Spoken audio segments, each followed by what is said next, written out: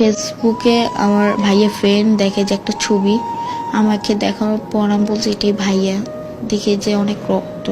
তারপর আমার ওইখানেই কান্নাকাটি করতেছি, বললাম যেটা কি হয়েছে আসলে ভাইয়া।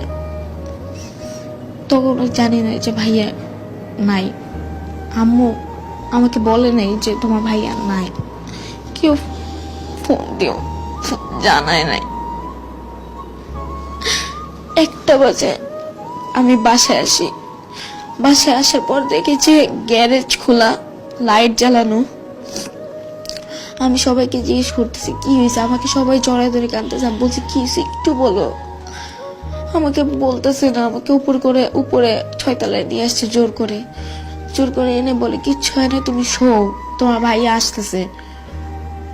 প্রায় 30 মিনিটের মধ্যে শুয়ে আছি, হঠাৎ করে দেখি চিৎকার দিয়ে সবাই কাঁদতেছে। বারান্দায় যাওয়ার পর দেখি যে আম্মু সবাই ধরে আছে কাঁদতেছে। আমি নিচে যেয়ে দেখি কাপড়ে কাপড় পরে আছে আমার ভাইটা।